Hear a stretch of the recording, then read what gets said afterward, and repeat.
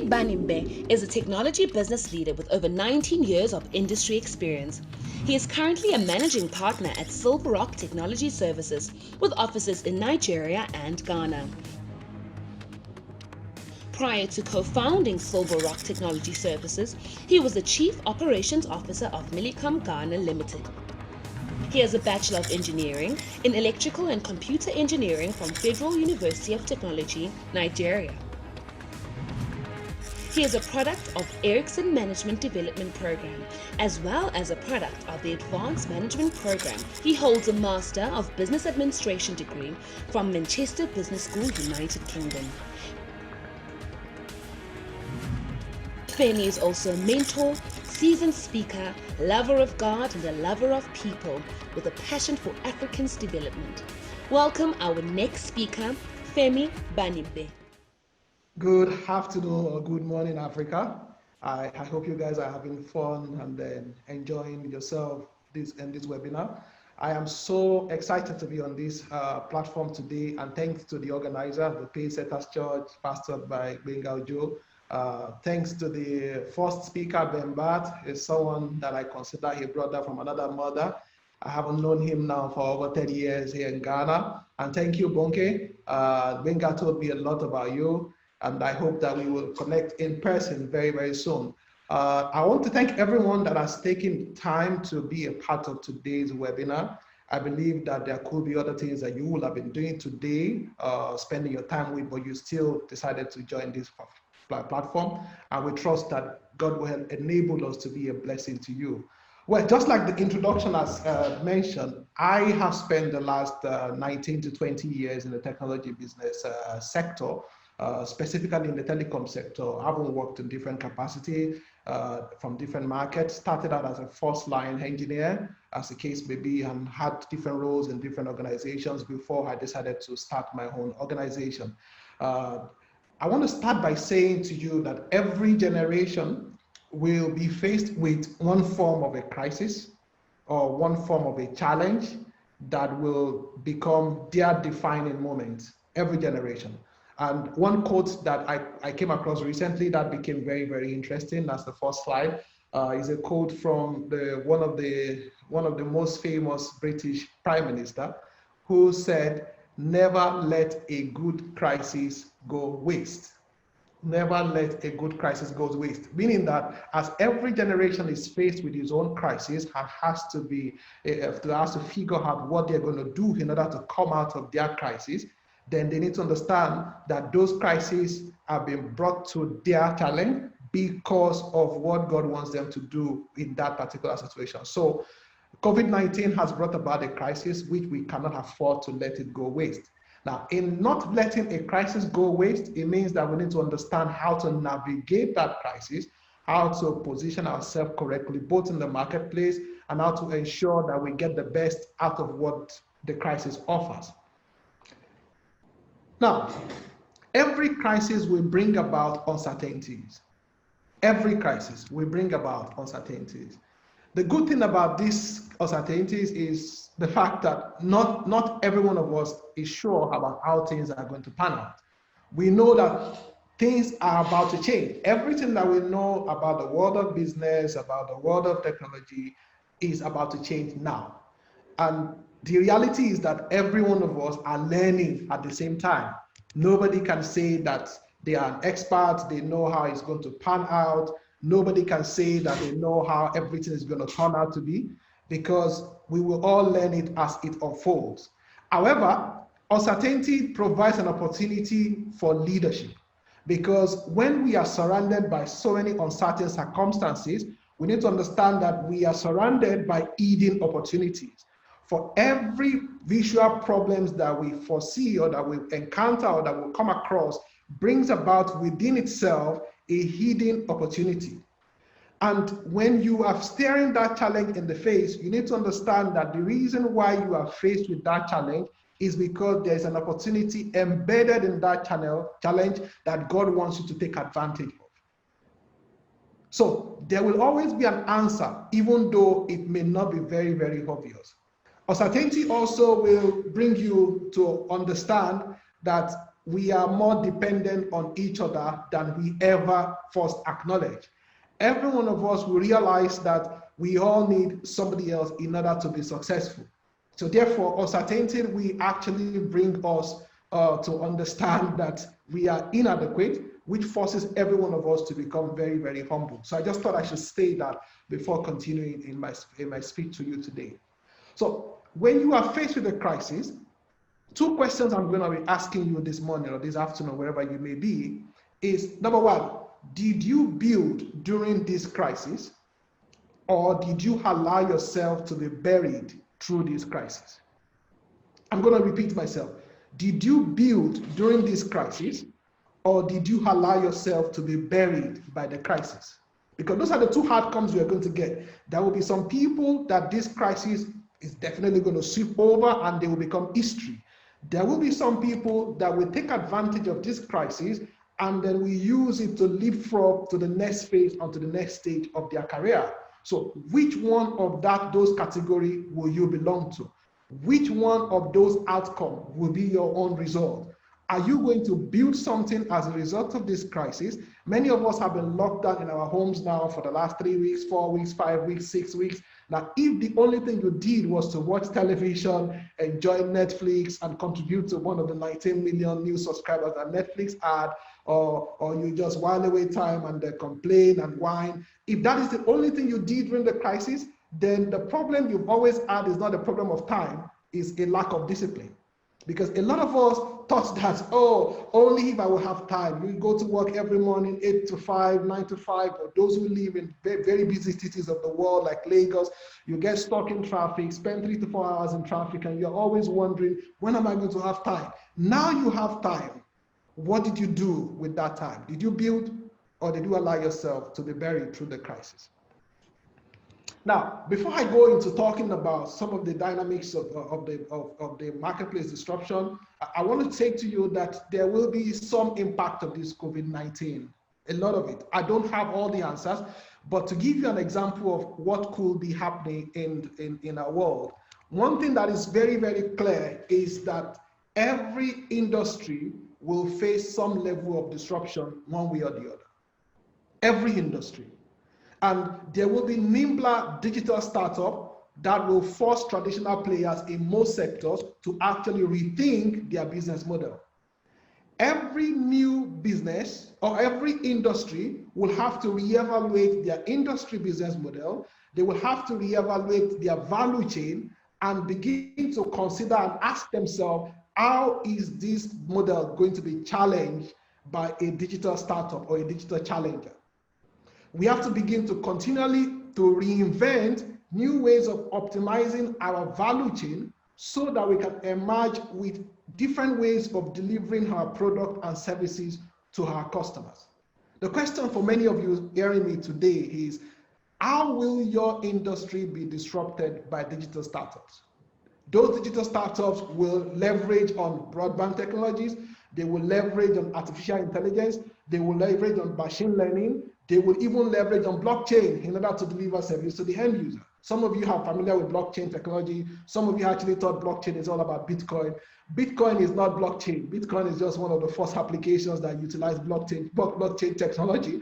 But blockchain technology will become one of the underlying technologies that companies and organizations and even governments will begin to adopt in this post-COVID era to actually deliver services. Number two, education will go digital. Like you know, because there will be a lot of restrictions around traveling into different countries, a lot of Ivy League schools are now beginning to rethink their onboarding strategies for new students. How will those new students get onto the classroom? The classroom will become a virtual classroom. So how will they position themselves to take advantage of that? There will be so many e-learning platforms that will pick up, that will spring up. There will be new ways of delivering classes across borders, not respecting borders, and people need to begin to position for that. One of the biggest challenges that most countries face, especially in Africa, when schools are shut down, is how will the children learn? Now, because a lot of schools did not actually, they have never thought about that. The possibility of one day there will be no, the public schools, for example, there will be no opportunity to get the kids to school. So how are we going to teach them? Now, a lot of schools are now beginning to do emergency Google class exercises, especially when this lockdown started, and a lot of them could not even figure it out. So education is going digital. So how do we position for that? Number three, entertainment will be consumed more digitally than in a cinema.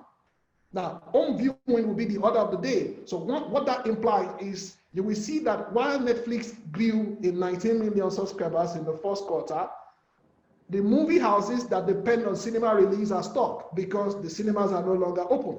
So what did they do in order to be able to reposition their movies and actually to be able to get people to actually watch their product? Number four, digital payment will overtake cash both for formal and informal transactions.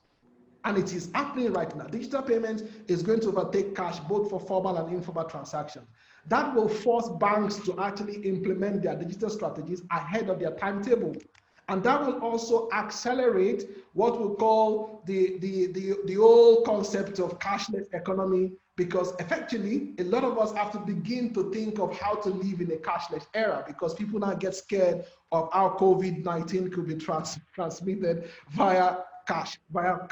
So therefore, people are weary on getting cash, and when they get cash, they want to quickly wash their hands. So that will accelerate the evolution into the cashless society as we know it to be.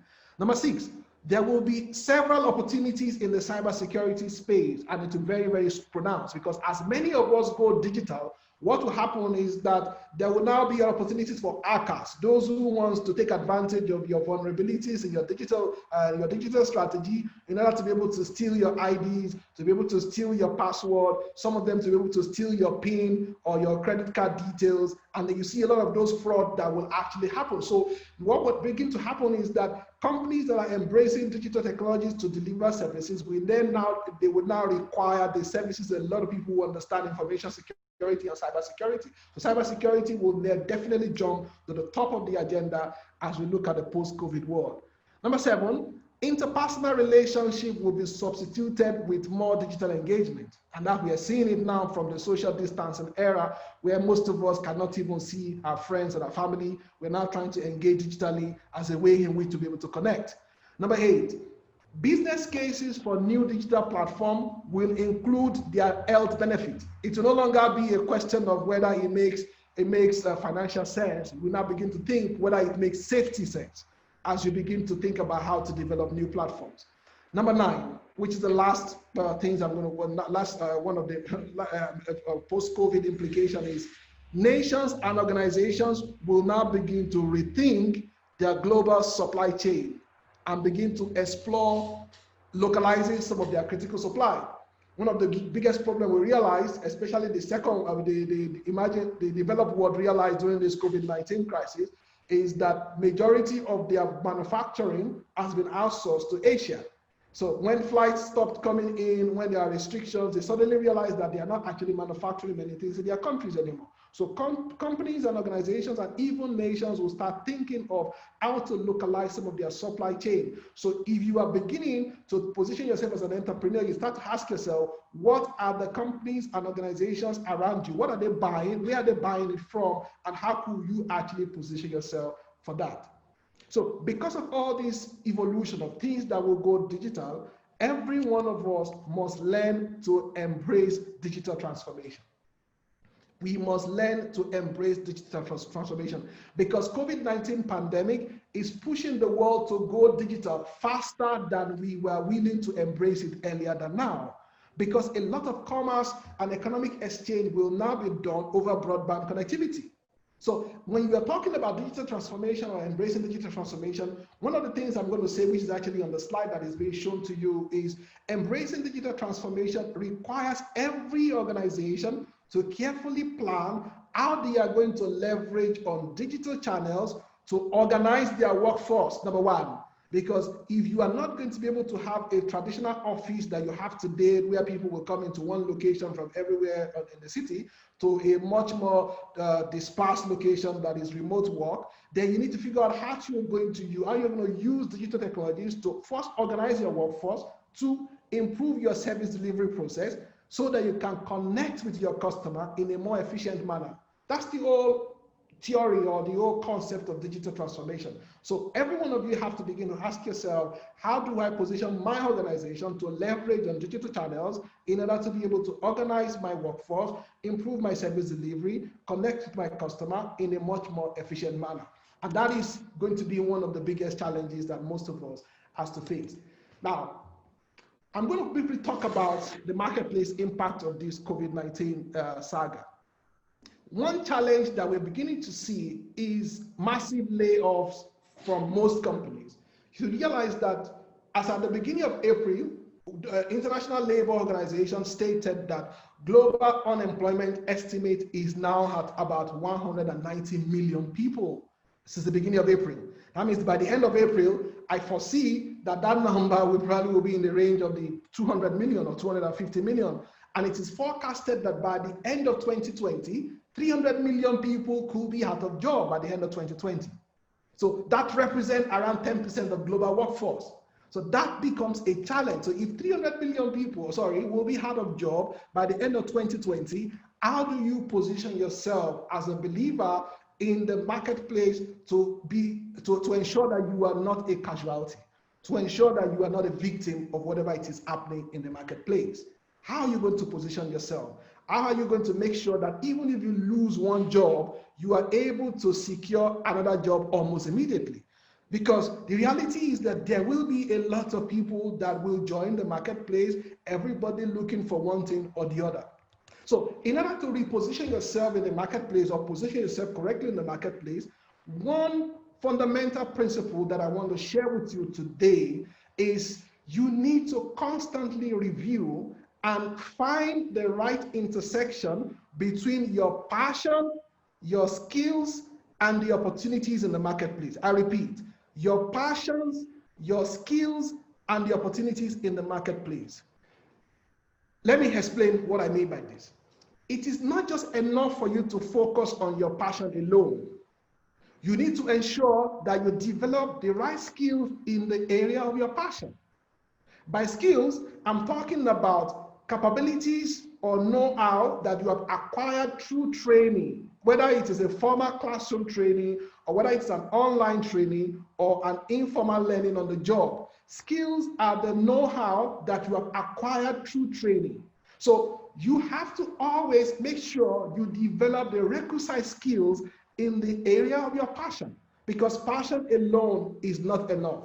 Every time you refuse to develop the right skills in the area of your passion, at the best, you are going to end up having that passion as a hobby. Also, passion and skills without the relevant economically viable opportunity in the marketplace leads to frustration. If you do not have a viable economic opportunity in the marketplace within your immediate environment, you have to consider looking elsewhere. There are some jobs you are going to do in order to put food on the table, but don't get stuck on that job, especially if that is not the area of your passion. If you are in a situation where you have a passion for something and there is no market opportunity within that place, but before you can find yourself in an environment where that market opportunity exists, you need to make certain transition. So while you're on that transition, it is okay to pick up a job in the area that is not considered your preferred area of passion. Otherwise, you're going to go hungry. Now, the mistake a lot of people make is that when they find themselves in the area that is not considered the area of their passion, but it is bringing food to their table, they get stuck there and they spend so long time there and they're not able to transition. And when they are not able to transition, what they eventually end up facing is frustration, because they realize that they're no longer fulfilled on the job, they're no longer having a way to express themselves because they are not fulfilled. So you must always ensure that you find the right intersection between your passion, your skills, and the opportunities in the marketplace. Don't ever miss it, because if you do, you will miss out of the great opportunity that God has for you in this post-COVID era. So every one of us have to carry out a thorough assessment and ask ourselves, how is my industry changing? How is my career being impacted by COVID-19? What sort of skills do I need to acquire? in order for me to be able to take advantage of the opportunities in the marketplace. And once you have identified these skills, you then need to find a way to develop them. Don't wait for a formal classroom training because education is growing digital. You have to take advantage of a lot of those online resources so that you'll be able to position yourself correctly. Before I talk about the last thing I'm going to talk about today, let me just quickly touch about the impact of COVID-19 on the hiring process. Reality is that because of these social distancing rules, a lot of the interviews will be done via video conferencing or telephone conversations. Now, it means that majority of the interviewers will be forced to have their first engagement with you digitally. So your CV has to be a perfect introduction of yourself. You need to consider your CV as your marketing tool. Your CV then becomes the first contact that somebody in that outside world gets in touch with you. So your CV needs to be very, very definitive. It needs to be tailored to the job you're looking for. It needs to be able to sell you, because that is the only way you're going to get the FaceTime engagement. By FaceTime engagement, I'm talking about video conferencing, because people are now scared of catching COVID-19. So recruiters will not first give a stranger the opportunity to meet them face-to-face physically. They will probably resort to video conferencing. So you then need to ask yourself, am I comfortable having an interview via a video conference, not knowing the people I'm speaking to, not even knowing where they're coming from? I cannot read their body language easily, and especially when you're having a telephone conversation. So that is going to be the order of the day. Now, another impact on hiring process is like, if you are in the process of quitting your job to look for another job right now, be aware that there might be a delay in the recruitment process of some of the organizations. It is not because they don't like you anymore. It's just because they need to reevaluate how they are going to get on board you onto their business, whether they really need that staff. So that means some organizations will have a halt in the hiring process. Some organizations are freezing altogether. But whatever the case may be, especially for those who are seeking for a new job, you need to understand that there will be some virtual hiring tips or virtual interviewing skills that you need to learn as we embrace the world in the post-COVID era. The ability to work from home will become one of the recruitment criteria for new hires. Ability to work from home, ability to work without supervision will become one of those recruitment criteria that we must all possess for those who wants to get into the new marketplace. There will be more focus on FaceTime versus, let me put it that way, there will be more focus on FaceTime, but there will be more focus on output compared to FaceTime. What do I mean by that? A lot of you, especially the Nigerians, from where I'm coming from, we have created a performance system that emphasizes somebody to be the first to come to work and then to the last to leave the office. So they come into the work at 7 a.m. and then they leave work at 9 p.m. in order to please the boss. And some of the bosses judge the performance based on how quick they leave the office. In a post-COVID world, employees will be measured based on what they have done in terms of output, the value of their work, rather than the individual task and the time it takes to get it done. If you can finish your job within 2 hours, fantastic. If you have to do it in 10 hours, it is your headache. I am going to have to focus on output instead of the need to see you face to face, because reality is I don't have to see you face to face anymore. There has to be a way in which we measure performance that is outcome driven, not necessarily that is activity driven. Activity without productivity is actually is void. There is no advantage, there is no gain in just covering so much distance and your displacement is zero. Improving your communication skills. Now that organizations are going to go virtual, every one of you need to learn how to communicate more efficiently across a networked environment. It means that you need to be able to take advantage of collaboration tools. If your bosses are not going to see you face to face anymore, it means that you need to take advantage of the fact that you have to reach out. Don't just go into the quiet to say because they didn't send me an email and therefore you refuse to actually engage. Sometimes, if you don't, some people would even forget that you exist in that organization. And when they are thinking of how to promote or how to engage new people, you will be the last to be considered because nobody is thinking about you. You're not communicating. Working remotely does not mean working mute. You have to communicate and you have to improve your communication skills. As I begin to round up my speech today, I've focused a little bit about those who are in the corporate employment, or those who are in the job seekers or currently on the job. But I want to touch a little bit about those who are building businesses or those who are entrepreneurs. One of the skill sets that you need to develop as an entrepreneur, which will give you an edge in this post-COVID world, is the skill of partnership. How do you partner with other people? Why do you have to partner? Now, I want to say to everyone listening to me now that capital is going to be very scarce. Because capital is going to be very scarce, there will be so many people, companies or startups that are jostling for potential investors. I am currently trying to launch a new platform right now, and I have been on the job and on the market trying to raise funds for a while. And I know that there is scarcity of capital. I also know that there are so many people trying to get the same capital that I'm also looking for. So in order for you as a startup to be able to better survive, especially when you to position yourself to attract capital, is to demonstrate that you can build synergies, that you can build scale. If you are not willing to partner with a potential competitor, the reality is that both of you will compete for the same fund, you will compete for the same opportunity, and you may eventually end up losing out because you have not demonstrated your capability to build scale. So partnering or partnership will be a key skill that you must learn. Partnership brings you the power of synergy. The scripture says one will chase 1,000, two will chase 10,000. It didn't say one will chase 1,000 and two will chase 2,000, because two will chase 10,000 because of the impact of partnership. It's geometric, it's not arithmetic. You can achieve scale faster when you partner than when you are alone. I learned that when I left the corporate to be able to do my own startup.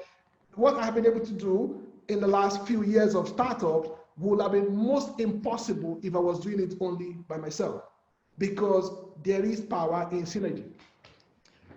However, most of us have not been able to learn how to partner effectively. And it is a challenge, because the question is always, how do I partner?